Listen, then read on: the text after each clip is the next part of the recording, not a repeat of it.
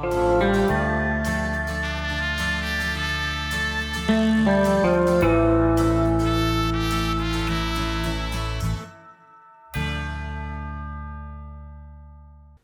everybody, George Kenner. Today we're going to discuss whether it's feasible to set up a business with an Xtool D1 laser and a rotary device. I'm going to tell you a little bit of my own story and why I'm motivated to do this video. About a year ago, I purchased a Stepcraft M1000 CNC machine. It's right over there. And what I did was I wanted to enter into the wood hobby. I had seen a really fancy cutting board that I liked, and I wanted to make something like that. The thing that was stopping me was I needed the CNC machine. So I went out and purchased one. Then I wanted to do a little finer work, and I wanted a laser machine. So I started looking, and I found the Xtool D1 laser. Now it's compatible so that you can expand and add different accessories to the machine. In fact, since I have purchased the machine, they came out with the RA2 Rotary device so that you can put a glass in it very easily. Now I can set that up in the same location and just keep putting in the same glass. That's what these are all for. I have a friend that wants 6 beer mugs special for a party, and he wanted it with a variety of finish appeals. So I have some painted with tempera paint, and I have some that I painted with high percentage cold galvanized paint. So, and this is one that I did just with the tempera paint. You can see, I'll show it at the end of the video. It still has the tempera paint on it. It will wash right off. I wanted to make some coasters. So what I ended up doing when I started out, and we're getting to where we're going with this with a business, I made a template with my CNC machine so I could slip this right in the machine. Well, when I purchased the machine, one of the things that I liked was you could manufacture what is called an array. There is a program that supports the CNC machine. It's made by a company named Vetric, and it'll allow you to take one pattern and duplicate it onto the same material. So all the cuts, if you wanted to make 1 or you wanted to make 12, would allow you to do that. Now, the Xtool comes with a software program so you don't have to spend any more money on software. It's called LaserBox. I'm very impressed with it, but I couldn't figure out how to do what was called an array. This machine, the Xtool, will also support Lightburn, which is a very popular system or software for lasers. So what I looked at, I opened it up and there was an array. And I thought, if I made a pattern like this, I could put multiples in, set up the machine and do 1. Instead of just doing 1, I could do 12. I could do as many as I could set onto the bed of the laser machine. So what we're going to do is we're going to go through and I'm going to set up and I'm going to make a template like this for 12 different coasters. Now, if you only have to do the computer setup work once, it's a lot faster than having to do it 12 different times and keep doing the same setup. You could, in theory, set this up and walk away from it, come back and have 12 coasters. Now, could you make a business out of selling coasters? Could you make a business out of selling coasters and making glasses? And could you do it with a $1,000 machine? Those are the things that we're going to discuss if you hang with us. It's going to take a couple days probably for me to manufacture all the parts and learn this myself, and I'll take you along for the journey. But I think that you may be excited to think that you could get a little side hustle going with something like this for as little as a $1,000 investment. We will talk about things like ROI, return on investment, and leading with revenue. There will be some business principles in here. Let's get to the next step, and I need to cut the piece of wood to put into the bed of the laser machine. That'll be the first step.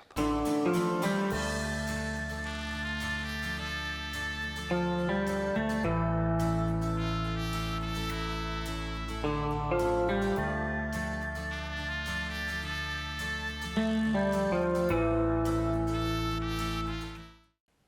everybody. It's been about 24 hours since I did the first part of the video, and what I find is that if I do the first part of the video, I push myself. But there were a couple inaccuracies that I put in the first part of the video. I said that I was going to use wood. I didn't use wood, I used MDF. MDF will work better for me because it won't warp as much as something else, and I live in a desert environment, so the MDF was a better way to go. Now, if you're thinking, George, you didn't need to do this on your CNC machine. You could have cut the exact same template right on your laser. You're absolutely right. I didn't have to do this. But I wanted to learn the process of integrating from the CNC pattern into the pattern in Lightburn. So I did that. Plus, with the CNC, this is, I call it board butter. It's a wax, half mineral oil that you treat cutting boards with. I give it away as a gift when I give away a cutting board. This will fit right in there, and that was part of the plan. So if I want to engrave the top or bottom of these little anodized tins, absolutely it'll work. I can just put, a little salutation, good luck, whatever I want to put on here, and the contents of what's in here, I'm done. Now, this is another potential sale. You don't just have to sell coasters, and with coasters you have a bunch of different options. This is a slate coaster. The slate coaster goes right in there, can center perfectly too. So this is something that I thought was worth taking the time and energy. This was a piece of scrap MDF that I had been using to do some, I'll call it targeting or setting in the setting up my CNC machine. So I already had it and I'd put a hole in it, so I just found a second use for it. Why not? As you're setting up a business, one of the things you really want to do is take and get basically a great big pad, and this is your to-do pad, to-buy pad, as you're working to take measurements. And then I buy a journal. The journal is really my more detailed plan. I'll put everything from people's email addresses, custom suppliers, things like that, and I'll refer back to this. If I were to take and wanted to start selling these items, though I see the potential to do it, I'm not trying to. If I wanted to sell these, what I would do is I would consider first ROI, return on investment. How much is everything going to cost me to get started, and then how many coasters or products that I'm going to manufacture do I have to sell to get my money back? And once I get that, there's another rule in business, and it is called the lead with revenue. You take the money that you initially invested to buy this tool, and then you say, okay, now I'm either going to keep this money because I made it and it justified the purchase, it becomes money in my pocket, or you reinvest it.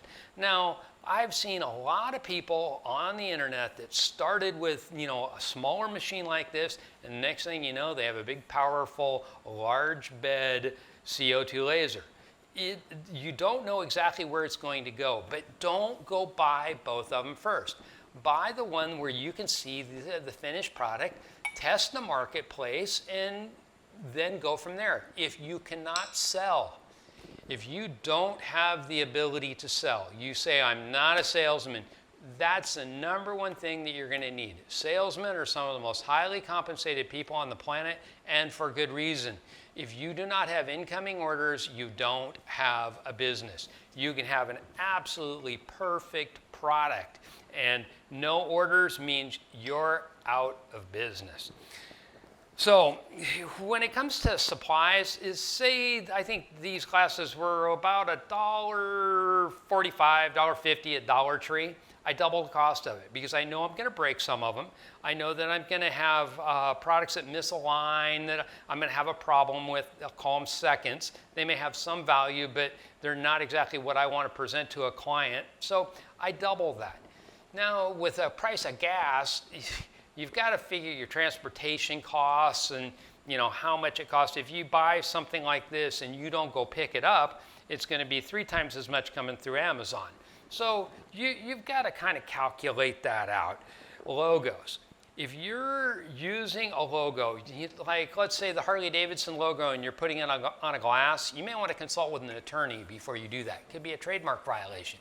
As a matter of fact, I'm pretty sure it would be a trademark violation. Even this graphic, I purchased this graphic, and it was a matter of a couple of dollars. I wasn't going to take the time for the graphic, but if anybody comes after me, I can show them where I purchased the artwork, and I have the right to reproduce. So if, those are some of the things that would go into the more detailed book. And it's really not that hard. How many coasters could you make? What different ways could you sell this? I have a friend that wants like 35 of these coasters, and now that I can make them 9 at a time, I may even make them for him. But he wants to have his company logo put on one side and then a party invitation with a free drink offer on it. You come to the party, you get a free drink. So he figures if it just goes onto their desk and it sits there with their coffee cup on, they're going to keep seeing his logo. Until this gets old and grungy, he has an advertisement sitting on his desk. It's probably worth a couple of bucks to him to have these custom done and announce his party. I think it's really a fabulous idea. He's going to have $100 in it. He's going to have a few $1,000s in the party. So when you go to that type of thing, you could put these on and do these that have a bride and groom's name on it. I've done wine glasses. I've done coffee mugs. And I've done it with this machine. And then I'm going to probably say this wrong. I always get confused. It's either the RA2 or the R2A. I think it's RA2 Rotary device. Now, it will hold something that has a base on it that's wider than the flask, or with a handle like a mug. It's a much easier system to work with. It was well worth the investment. I think right now they're on sale. Because I've done some videos sharing this, Xtool got in touch with me, gave me an affiliate link and a discount code. So that's part of their marketing. People that are impassioned about using their tool and showing the results to the public out there, that's part of their business plan. They wrote that down. That's not by mistake. If you'd like to get the discount code, I put it in almost every video that I do, so you can refer back to it and see if the discount code is active. It's really a great idea. Is there something like that that you could do? Safety. From the very beginning, consider safety. Make sure that you have adequate goggles, that you have a fire extinguisher, that you have a first aid kit, everything that you think you would need to go into business. You'd be surprised if this starts to, morph into something. You could come up with a really large order and you'd have to hire somebody, and you need to be able to provide those things. Be looking to the future for that type of thing. I'm going to call it a hobby tool. It's a hobby tool for me, but this could very easily be considered a business tool. It's a great entry-level tool that you can manufacture items with that are customized, and there's a market out there. This is without even considering an Etsy store. Say I made the comment about you better be able to sell. Etsy is a way to sell. That's considered selling, but you've got to have somebody bringing you the orders.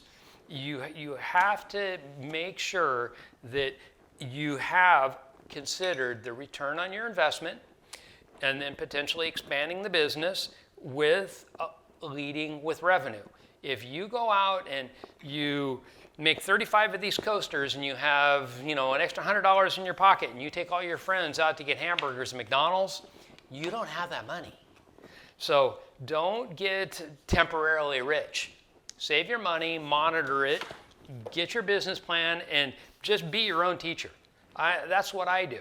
I figured that I was going to commit to doing this video even if I didn't know it could be done. What's the worst thing that's going to happen? I've invested a little time in a video. It would even be valuable to come back and say I couldn't figure it out and share it with all my subscribers. Oh, and if you haven't subscribed, please do give me a thumbs up on this video. I wish you the very best. My email address will be down in the comments, along with a bunch of useful links. If there's anything I can do for you, please reach out. There was a school teacher that recently reached out to me, and we've been communicating. He just purchased his D1 today. And he saw, I exchanged a couple of emails with him and showed him the template, and he was like, you know what? I manage our class reunions. He says, I think I'm going to offer these at the class reunion. And this is somebody that probably doesn't really need the money. It's a nice side hustle, something to do, and a great way to interact with your community. You could do these for a nonprofit. There's so many positive things you can do in your life to make something. Don't sit on Facebook. It's not worth it. I wish you the very best. Please like and subscribe. Thank you.